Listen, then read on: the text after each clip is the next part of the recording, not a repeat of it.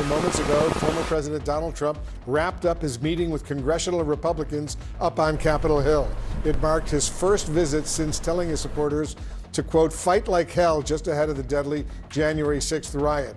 Here's how the current House Speaker, Mike Johnson, characterized this meeting. President Trump brought an extraordinary amount of energy and excitement and enthusiasm this morning. That is what we're seeing in the party throughout the country. There is something happening in the country. That's the phrase I used to introduce the president this morning, and he repeated the phrase a number of times in his own remarks. People recognize right now in this country that this will be the most consequential election, certainly of our lifetimes, and probably maybe in the last century or more in America. Everything is at stake. Behind closed doors.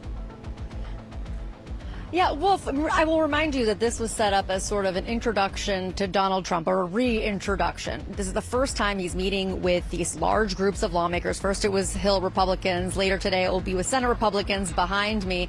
Since he became the presumptive nominee and since he became a convicted felon, the way it was explained to us was that Donald Trump was going to spend the time talking about how he was going to be Joe Biden in the fall, as well as talk about a 2025 agenda. Now, according to our sources in the room, that's not entirely what happened. He did talk about one policy issue in particular. He talked about abortion, something we know that has weighed heavily on the former president. He has tried to walk a fine line between both taking credit for overturning Roe v. Wade while also not wanting to talk about it at all because he doesn't believe it is a political, quote unquote, winner. But other than that, Donald Trump really spent a lot of the time ranting. And the battery's now underwater. And there's a shark that's approximately 10 yards over there. By the way, a lot of shark attacks lately. Did you notice that? A lot of shark. I watched some guys justifying it today. Well, they weren't really that angry. They bit off the young lady's leg because of the fact that they were not hungry, but they misunderstood who she was. These people are crazy. Dealing with Russia and possible nuclear war. Just think of it. We would be in World War II. He said there's no problem with sharks. They just didn't really understand a young woman swimming now really got decimated, and other people too. A lot of shark attacks. So I said, so there's a shark 10 yards away from the boat. 10 yards. Biden in amazement as Old Faithful bursts into the sky when they gaze upon Yosemite's towering sequoias. Or here, do I get electrocuted? If the boat is sinking, water goes over the battery, the boat is sinking. Do I stay on top of the boat and get electrocuted? Or do I jump over by the shark and not get electrocuted? Because I will tell you, he didn't know the answer. He said, nobody's ever asked me that question. By the way, isn't that breeze nice? Do you feel the breeze? Because I don't want anybody going on me. We need every voter. I don't care about you. I just want your vote. I don't care. Voter, I don't care about you. I just want your vote. I don't care. See, now the press will take that and they'll say he said a horrible thing. I said, I think it's a good question. I think there's a lot of electric current coming through that water. But you know what I'd do if there was a shark or you get electrocuted? I'll take electrocution every single time. I'm not getting near the shark. So we're going to end that. We're going to end the votes. We're going to end. Leading political opponent, and leading by a lot, including Obama. I'll tell you what, you take a look at Obama and take a look at some of the things that he's done. This is the same thing. The country is very divided. And we did with Obama.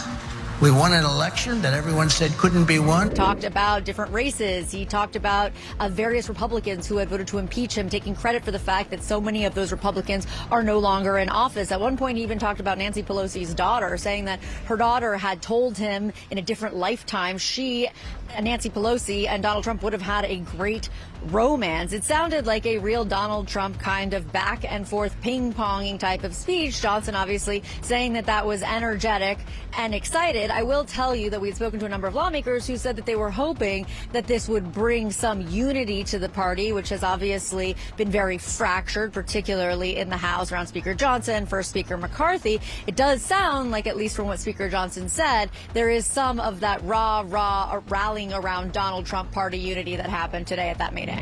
I really found his speech to be one of my favorite speeches. He came in, talked to the conference, was very honest. He was funny. He was joking around constantly with everyone. He was really sweet to me. He said to Speaker Johnson, he goes, okay, you got one more seat. You need to be tougher. He saw me. I was sitting back a little ways. He saw me in there and he was like, hello, Marjorie. He's always so sweet and recognizes me. And he said, are you being nice? He was joking. Are you being nice to Speaker Johnson?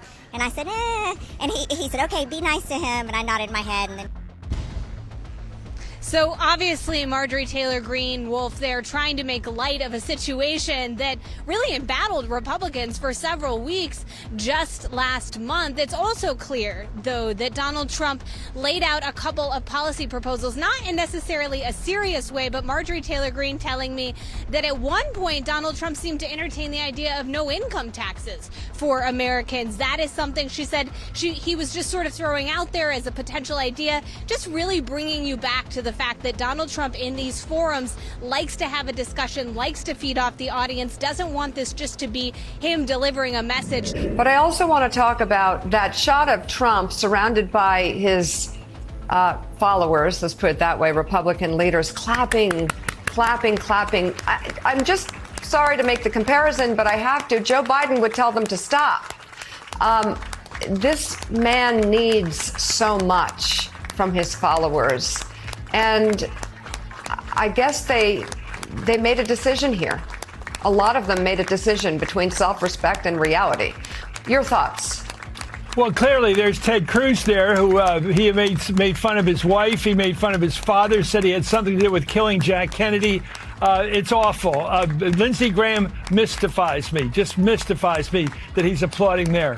Of course, they should remember that in Green Bay, Wisconsin, not far from Milwaukee, Donald Trump also said there needs to be some form of punishment for any woman that has an abortion. And I hope they keep remembering that. They keep forgetting that, the Democrats. This is where Trump is on the record, on tape, saying that. That was his initial frank, if you will, belief about abortion. And now he's all over the place trying to talk about exceptions. Senator Franken, let's get you in on this. Senate Minority Leader Mitch McConnell warmly received him back to the Capitol. Yeah, well, he did that in his speech when he announced that he was not going to vote to convict him, right? That was the speech where he said there's no doubt that he's responsible. And he did one of these speeches which had the but in it. I think Howard Feynman wrote about that and said that there's that but, which is the most important word in a lot of politicians' speeches. And he says, but this is something that the court should take care of. And I think that he wasn't talking about, he was saying, I don't think he believed that there was immunity for the president when he said that.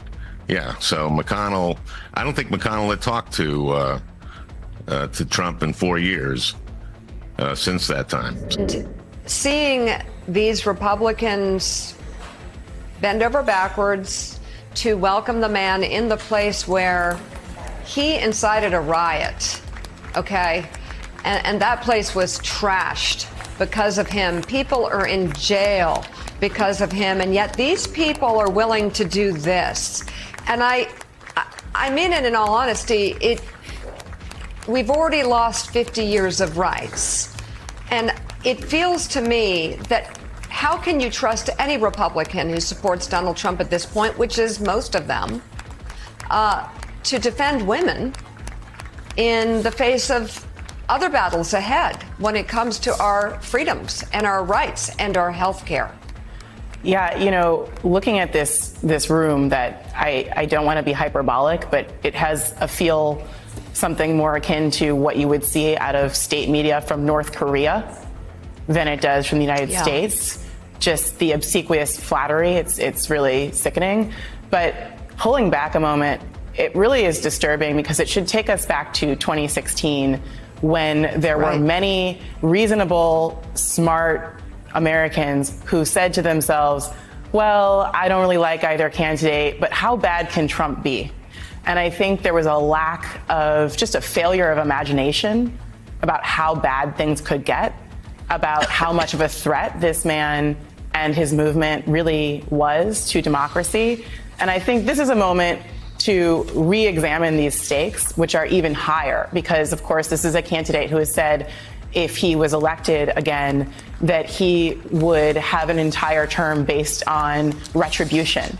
And it's very clear that these Republicans, that the American political party that has allowed themselves to be corrupted by him, there are very few people left in the room, if anyone, who will stop him from desecrating this democracy, from using the country's institutions to dismantle that democracy.